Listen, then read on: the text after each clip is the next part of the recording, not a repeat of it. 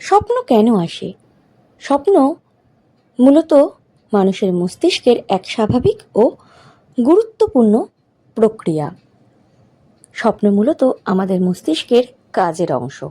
যখন আমরা ঘুমাই, বিশেষ করে REM, র্যাপিড আই মুভমেন্ট, ঘুমের সময়, তখন মস্তিষ্ক অনেকটা সক্রিয় থাকে। এই সময় সারাদিনের ঘটনা, চিন্তা, অনুভূতি প্রসেস হয়, স্মৃতি গুছিয়ে রাখে, অবচেতন মনে ভাবনা প্রকাশ পায়। মনোবিজ্ঞানী সিগমন্ড ফ্রয়েড মনে করতেন স্বপ্ন হচ্ছে মানুষের অবচেতন ইচ্ছের প্রকাশ। আবার কার্ল জং বলতেন স্বপ্ন আমাদের মানসিক ভারসাম্য বজায় রাখতে সাহায্য করে। স্বপ্নের সময় কিছু গুরুত্বপূর্ণ নিউরোকেমিক্যাল কাজ করে।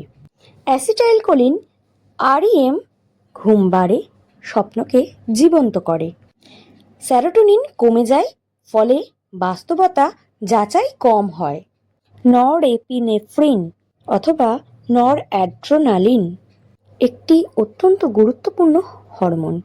যখন কমে যায় তখন অদ্ভুত ঘটনাও স্বাভাবিক লাগে।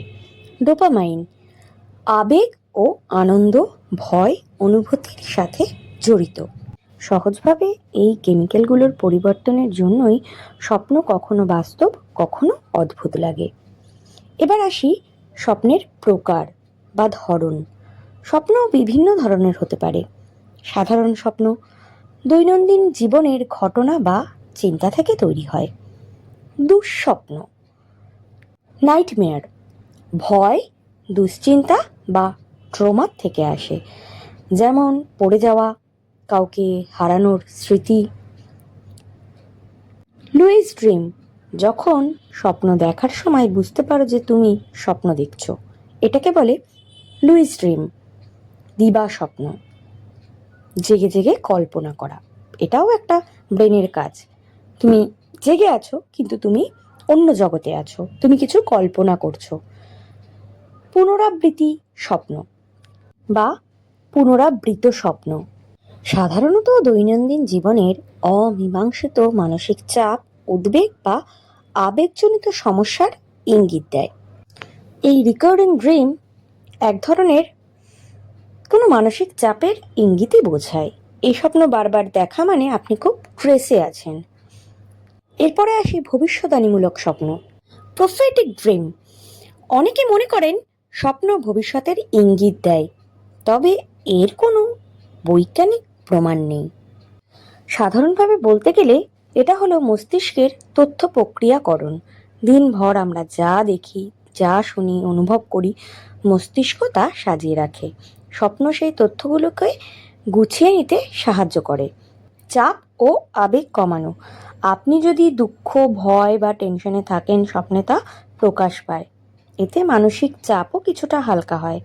সৃজনশীলতা বৃদ্ধি, অনেক সময় স্বপ্ন আপনাদের নতুন আইডিয়া দেয়, অনেক সময় বড় আবিষ্কারও স্বপ্ন থেকে এসেছে।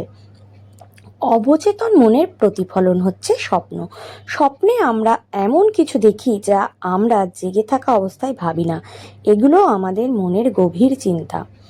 কোন স্বপ্নের কি মানে? পড়ে যাওয়ার স্বপ্ন মানে হচ্ছে জীবনে অনিশ্চয়তা ওড়ার স্বপ্ন, স্বাধীনতা, সাফল্য, কোনো বাধা কাটিয়ে ওঠার ইঙ্গিত। সাপের স্বপ্ন শত্রু, ভয় বা জীবনে বড় পরিবর্তনের সংকেত। শাস্ত্র অনুযায়ী ভালো বা খারাপ দুটোই হতে পারে। জল দেখার স্বপ্ন, জল মনের শান্তি আনে। শান্ত জল মানে শান্তি, আর উত্তাল জল মানে দুশ্চিন্তা। মৃত মানুষকে যদি কেউ ঘুমের মধ্যে স্বপ্নে দেখে, তাহলে অতীতের স্মৃতি আর কিছু অসমাপ্ত অনুভূতি বা আধ্যাত্মিক সংযোগের ইঙ্গিত দেয়। হিন্দু শাস্ত্রে বলা হয় স্বপ্ন 3 ধরনের হতে পারে: দৈবিক স্বপ্ন, ভবিষ্যতের সংকেত; মানসিক স্বপ্ন, মনের চিন্তা থেকে আসে; আর দৈহিক স্বপ্ন, শরীরের প্রভাব থেকে আসে। শেষ কথা হলো, স্বপ্ন সবসময় ভবিষ্যৎ বলে না, কিন্তু এটি আপনার মন ও জীবনের একটি আয়না। কিছু স্বপ্ন কেবল কল্পনা, আবার কিছু স্বপ্ন আমাদের গভীর সত্যের ইঙ্গিত দেয়। তাই স্বপ্নকে ভয় না পেয়ে বোঝার চেষ্টা করাই উচিত। অনেক সময় আমাদের মনের গোপন ইচ্ছেগুলো স্বপ্নের মাধ্যমেই আমরা দেখতে পাই। রাধে রাধে।